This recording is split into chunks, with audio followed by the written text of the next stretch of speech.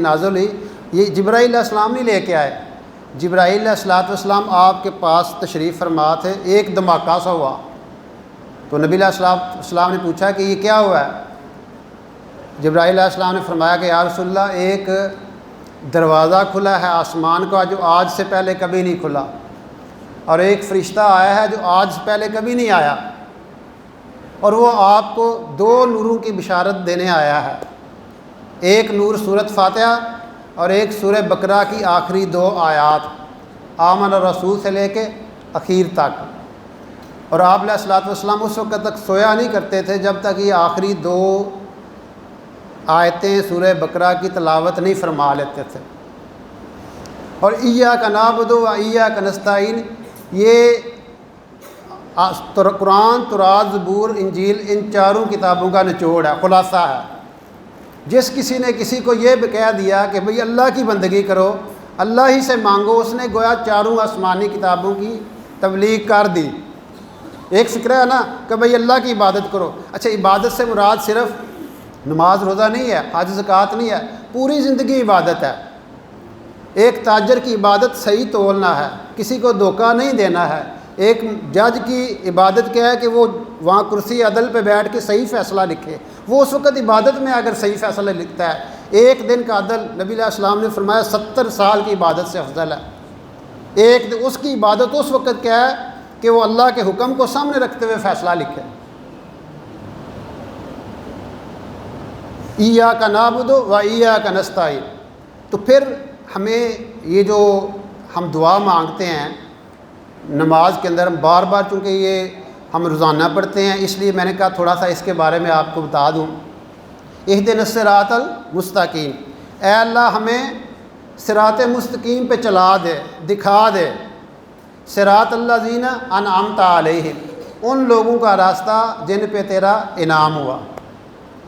یہ ہر نماز ہم دعا مانگ کے باہر جاتے ہیں، اور 1-2 دفعہ نہیں مانگتے، کم از کم 40-50 دفعہ دن میں یہ دعا مانگتے ہیں۔ ہم نے کبھی سوچا ہے کہ وہ راستہ کون سا ہے جس پہ ہم ہر نماز میں ہر وقت یہ دعا مانگ رہے ہیں؟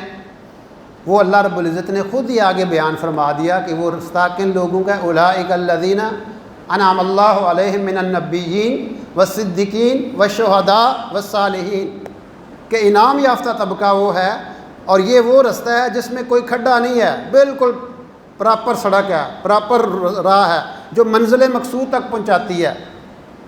یہ کون سے لوگ تھے جو انعام یافتہ تھے؟ وہ انبیاء تھے، وہ صدیقین تھے، وہ شہداء تھے، وہ صالحین تھے۔ یہ اللہ رب العزت نے ہمیں بتایا کہ آپ یہ دعا مانگتے ہیں کہ ہمیں ان کے رستے پہ چلا۔ اب یہ 4 طبقات ہیں، انبیاء، صدیقین، شہداء، صالحین، ان سب نے 2 کام کیے۔ اگر ہم یہ 2 کام کر لیتے ہیں تو ہم بھی گویا اس رستے پہ چل رہے ہیں۔ پہلا کام دعوت اللہ، ان تمام نے لوگوں کو اللہ کی طرف بلایا، ہاں وہ معجزات کے ذریعے بلایا، دعوت کے ذریعے بلایا، یا کسی بھی انداز سے بلایا۔ وہ فرمایا کہ ان سب نے اللہ کی طرف لوگوں کو بلایا، اور اس کی فضیلت قرآن خود بتاتا ہے، وَمَنْ أَحْسَنُ قَوْلًا مِّمَّنْ دَعَا إِلَى اللَّهِ وَعَمِلَ صَالِحًا۔ اس سے بہتر کس کی بات ہو سکتی ہے جو لوگوں کو اللہ کی طرف بلاتا ہے۔ داؤد علیہ السلام سے اللہ پاک نے فرمایا کہ اے داؤد تو لوگوں کو میرے ساتھ جوڑ دے، میں تجھے اپنے تیرے اندر اپنی محبت زیادہ کر دوں گا۔ اے داؤد تو لوگوں کے اندر میری محبت پیدا کر دے، میں تیرے اندر اپنی اور زیادہ محبت کر دوں گا۔ موسیٰ علیہ السلام نے پوچھا اے اللہ اگر میں تیری طرف بلاؤں گا تو مجھے ملے گا کیا؟ تو فرمایا کہ اے موسیٰ تجھے ایک ایک بول پر 1 سال کی عبادت کا اجر دوں گا۔ پھر قل ھذہ سبیلی ادعو الی اللہ، اب اللہ کی طرف مختلف راستے جاتے ہیں۔ یہاں پہ فرمایا السبیل نہیں کہا، سبیلا۔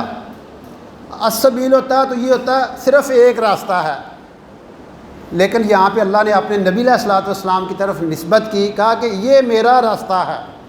قل ھذہ سبیلی، جیسے بندہ کہتا ہے نا، کو کہتا ہے یہ میری گاڑی ہے، ان فخر سے کہتا ہے یہ میرا گھر ہے، ایسے ہی اللہ کے رسول صلی اللہ علیہ وسلم کی زبان سے فرما رہا ہے کہ میرا راستہ کون سا ہے؟ میں لوگوں کو اللہ کی طرف بلاتا ہوں۔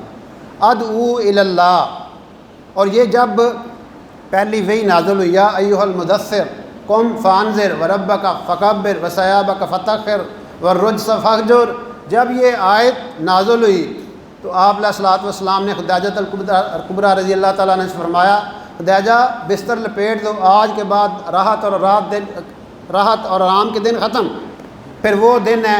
اور جناب رسول پاک صلی اللہ علیہ وسلم زندگی کے آخری دن تک، آخری سانس تک یہی آواز لگاتے جا رہے ہیں، حتیٰ کہ جب آپ کا آخری وقت تھا آپ اس وقت بھی اللہ کی طرف بلاتے جا رہے ہیں۔ کیا کہتے جا رہے ہیں؟ میری امت نماز پڑھتے رہنا اور غریبوں کا اور غلاموں کا اور مسکینوں کا خیال رکھنا، یعنی آخری سانس تک یہ پیغام پہنچاتے جا رہے ہیں۔